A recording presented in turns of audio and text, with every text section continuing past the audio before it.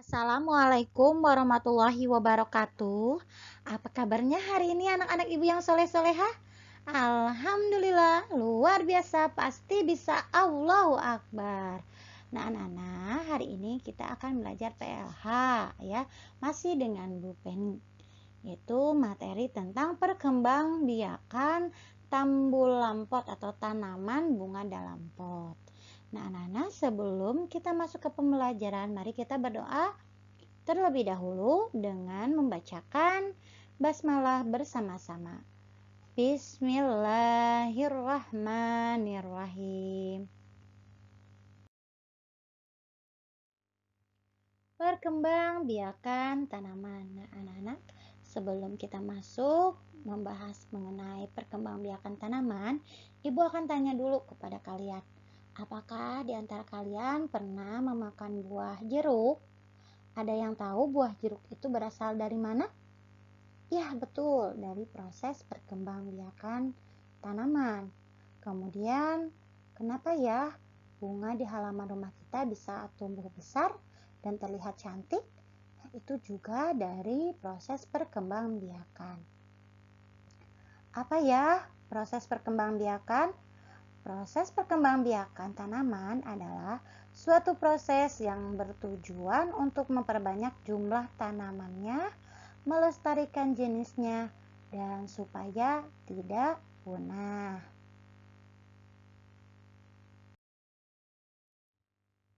Perkembangbiakan tanaman itu dibedakan menjadi dua.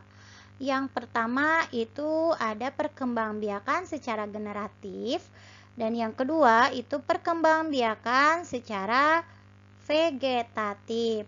Apa ya perkembangbiakan secara generatif itu? Itu perkembangbiakan makhluk hidup atau tanaman ya yang terjadi melalui perkawinan dan penyerbukan atau dengan menanam bijinya. Kemudian kalau vegetatif adalah perkembangbiakan makhluk hidup atau tanaman yang terjadi tanpa perkawinan atau penyerbukan. Nah, sedangkan vegetatif juga dibedakan menjadi dua.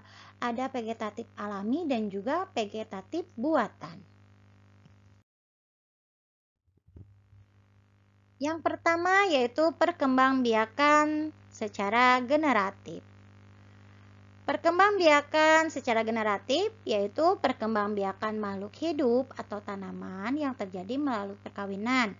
Nah, perkawinannya itu terjadi peleburan sel kelamin jantan yaitu benang sari dengan sel kelamin betina yaitu putik. Kemudian terjadilah penyerbukan dan pembuahan atau bisa juga dengan menanam bijinya. Nah, ada beberapa contoh dari tumbuhan yang bisa berkembang biak secara generatif. Yang pertama itu ada bunga matahari ya, ditanam melalui atau dengan bijinya. Kemudian ada mangga. Mangga itu berkembang biak dengan cara generatif, yaitu dengan melakukan perkawinan ya, ada penyerbukan, ada pembuahan dan juga bisa ditanam dengan bijinya. Kemudian mangga juga bisa dibudidayakan atau dikembangbiakan dengan cara dicangkok. Kemudian ada juga bunga anggrek, juga bisa berkembang biak dengan cara generatif, yaitu dengan cara penyerbukan. Yang kedua yaitu perkembangbiakan secara vegetatif.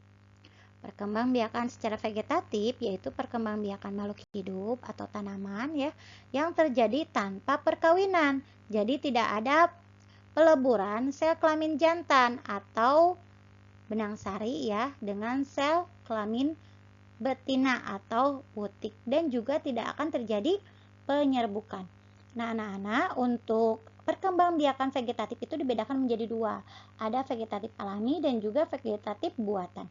Vegetatif alami adalah perkembangbiakan tanpa perkawinan dan tanpa bantuan manusia. Sedangkan vegetatif buatan adalah perkembangbiakan tanpa perkawinan dan dengan bantuan manusia. Ada beberapa tumbuhan yang berkembang biak dengan vegetatif alami. Yang pertama itu ada lidah buaya dan Sri Rejeki. Tumbuhan tersebut berkembang biak dengan vegetatif alami yaitu tunas. Kemudian ada juga yang berkembang biak dengan vegetatif buatan. Itu adalah mangga dengan cara dicangkok ya atau mencangkok. Yang kedua itu ada bunga melati. Nah, bunga melati itu berkembang biak dengan cara stek batang. Nah, anak-anak, ada beberapa media tanam yang bisa ya digunakan untuk menanam tambu lampot. Yang pertama itu ada media tanah gembur. Kemudian ada media sekam ya, sekam padi. Dan yang ketiga ada sekam pinus. Yang keempat ada kompos. Nah, ini semua adalah media-media yang bisa digunakan untuk menanam tanaman tambu lampot. Nah, anak-anak, adapun bahan-bahan yang harus disiapkan untuk menanam dalam pot, yang pertama itu ada pot. Ya, yang nanti tanaman itu akan dimasukkan ke dalam pot, kemudian ada juga bisa dengan polybag. Jadi, polybag itu merupakan plastik hitam yang digunakan untuk menanam tanaman sebelum dimasukkan ke pot. Kemudian ada juga pupuk ya, ada juga air dan ada skop dan juga lain-lain. Kemudian perawatan tanaman. Yang pertama yaitu menyiram tanaman setiap hari. Yang kedua, memberi pupuk secara berkala. Yang ketiga yaitu mencabuti rumput jika ada rumput liar. Nah, anak-anak, itu adalah cara perawatan tanaman di dalam pot.